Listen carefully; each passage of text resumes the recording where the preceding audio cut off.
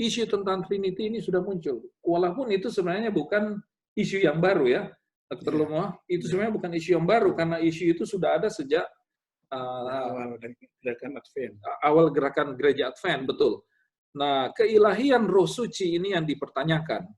Sehingga mereka mempertanyakan doktrin Trinitas tadi. Nah, kita sebagai gereja Advent tetap berpegang kepada doktrin Trinitas. Dan ayat pertama dari Alkitab, Kejadian 1 ayat 1, ini sebenarnya membawa kita kepada pengertian yang lebih jelas tentang Trinity, tentang konsep Trinity. Jadi Kejadian 1 ayat 1, kalau saudara-saudara punya Alkitab, tolong buka, tapi saya coba untuk share ini di screen, Kejadian 1 ayat 1. Jadi bunyinya, in the beginning God created the heavens and earth. Dr. Lumowa, bagaimana kita bisa menggunakan ayat ini? Apakah ayat ini memberikan kepada kita landasan tentang doktrin Trinitas ini? Ya, saya sudah katakan tadi, God di situ adalah bentuk jamak, Elohim, yang nanti terurai kemudian diterangkan, dijelaskan oleh Yohanes 1 ayat 1. Bahwa ternyata yang mencipta itu God, dalam arti Yesus itu Allah yang mencipta. Yesus juga Allah. Lantas ada fungsi Roh Suci di situ ayat 2-nya. Roh Kudus, melayang-layang atau apa dalam bahasa Indonesia? Menyiapkan. Kalau coba baca ayat 2, di situlah Roh Suci punya fungsi. Now the earth was formless and empty. Empty, and darkness was over the surface of the deep. And the Spirit of God was hovering over the water. Is hovering ini artinya mengaktifkan, menggiatkan. Jadi kata lain, sebentar nanti dalam ketika Tuhan Allah mencipta, yang mengaktifkan ciptaan itu ialah Roh Allah. Dan itu sampai sekarang masih begitu tugasnya. Dia bukan hanya tenaga Allah, bukan, tapi dia adalah bagian dari Trinitas. Artiannya dia adalah person.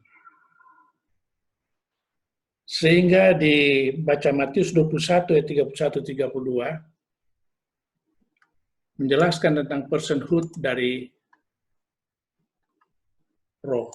Sebab itu aku berkata kepadamu, segala dosa dan hujat manusia akan diampuni. Ya.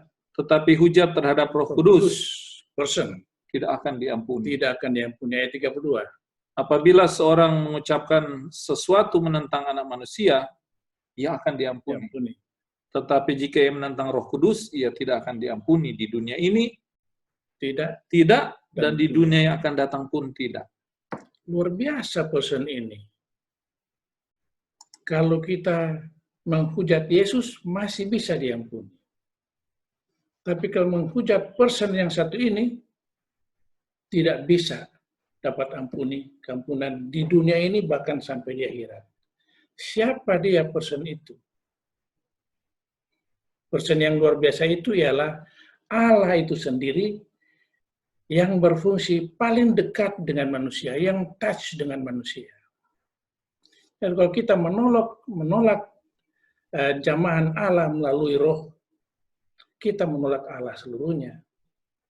Jadi Roh Suci itulah bagian aktifnya dalam penyelamatan umat manusia. Sama seperti dia aktif pada waktu penciptaan. Jadi Allah yang touch dengan kita sekarang ini bukan Yesus. Maka itu Yesus pernah katakan begini, terlebih baik aku pergi supaya aku mengirimkan kepada kamu penolong yang lain. Dan penolong yang lain itu kita mengerti itulah Roh Suci. Kenapa? Karena dengan Roh Suci dia boleh ada di mana-mana, hadir di mana-mana, hadir di banyak orang dalam satu waktu. Jadi itulah yang menggerakkan roda keselamatan dan penebusan umat manusia. Keselamatan oleh kasih karunia digerakkan oleh Roh Kudus. Itulah hovering, menggerakkan. Jadi Roh Suci itu person, sudah ada sejak Kejadian 1. Sebenarnya bahkan dia sudah ada sebelum ada penciptaan apa. Saudara, ya. Saudara Pendeta Larry Windewani, salah satu argumen mereka, saudara-saudara kita yang menolak akan keilahian Roh Kudus adalah bahwa kata Spirit of God ini diartikan sebagai the essence, ya, the force, the essence, soul of God, dan bukan sebagai seperti tadi disampaikan oleh Pendeta Lumowa, bukan sebagai seorang person, not as a being. Nah, bagaimana pendapat dari Pendeta Larry Windewani tentang argumen bahwa Spirit of God itu adalah kuasa saja, essence atau power of God atau soul of God atau kuasa dari Allah. Silakan.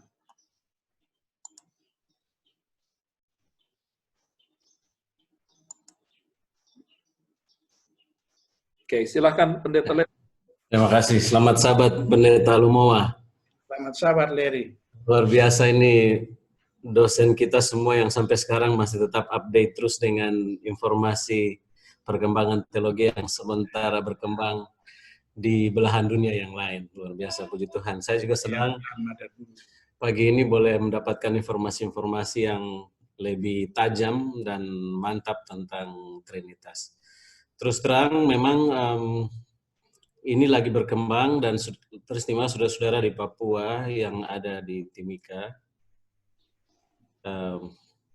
punya berpegang teguh pada pengertian ini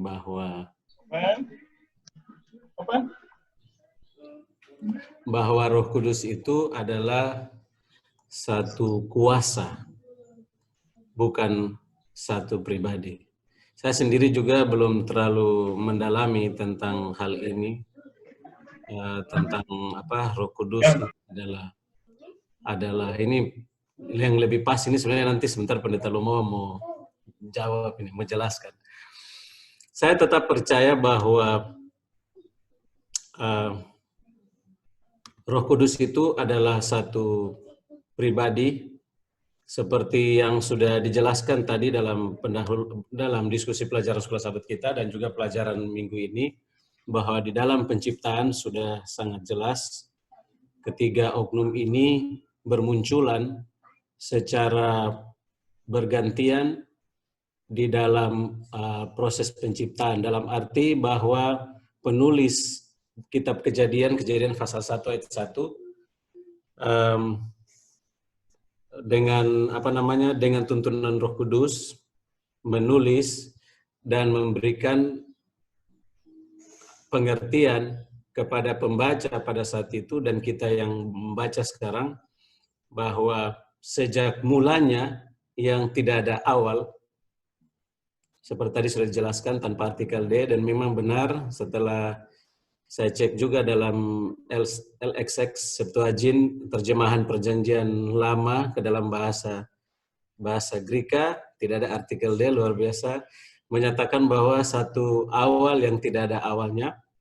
Ketiga oknum ini sudah ada dalam Kejadian pasal 1. Roh tadi sebagai satu pribadi di dalam Kejadian pasal 1 ayat 2, lalu itu Yesus yang sudah kembali dinyatakan dalam Yohanes pasal 1 ayat 1 sampai 3, dan memang kata word seperti yang saya sudah katakan ada muncul juga di dalam LXX di Kejadian pasal 1. Jadi saya percaya bahwa ini adalah roh itu adalah satu pribadi, bukan hanya satu kuasa yang keluar dari kealahan. Nah, kalau hanya kuasa saja, dia tidak akan pernah merasa didukakan. Hanya seorang pribadi yang bisa didukakan. Jangan dukakan Roh Kudus. Dia seorang pribadi. Ya. Itu kesimpulan kita. Maka itu Trinitas itu fix. Satu Allah yang manifestasinya kepada manusia dalam 3 oknum. Terima kasih Pendeta Larry dan Pendeta Lumowa, dan tolong dikoreksi kalau saya salah. Ternyata dalam struktur bahasa Ibrani ada singular, Ya. ada dual, Ya, dual ya. lalu plural, lebih dari 2. Ya. Jadi artinya begini, kalau di bahasa Inggris kita hanya tahu single atau lebih dari 1. Single atau plural. Plural lebih dari 1.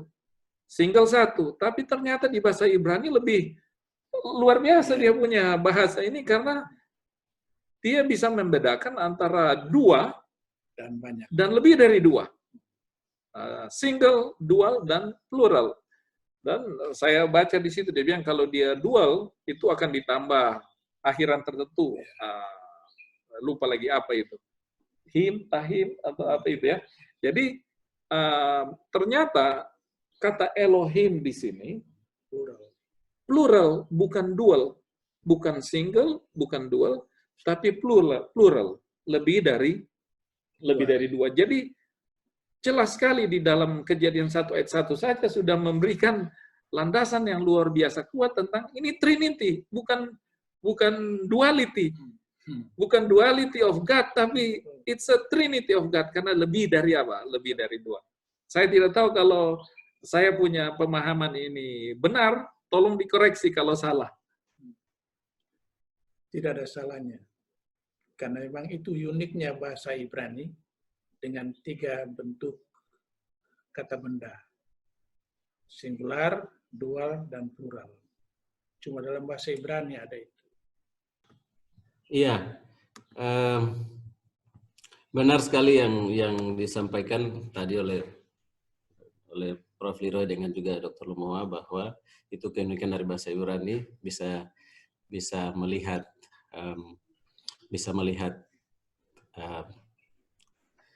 jamak dan juga dual dan juga bentuk tunggal.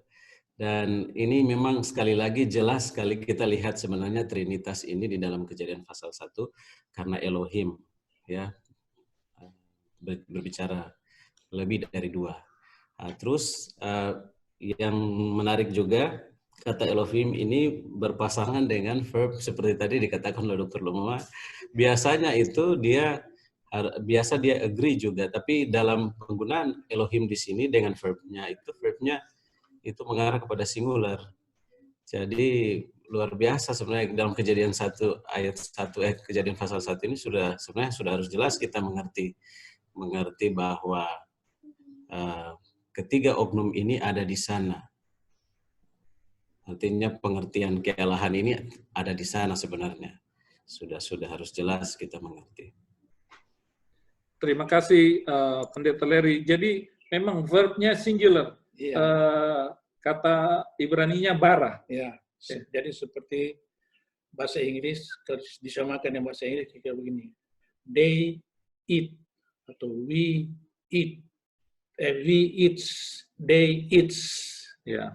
Jadi noun-nya plural, we, tetapi verbnya singular, eats. Betul. Nah, saya coba lihat di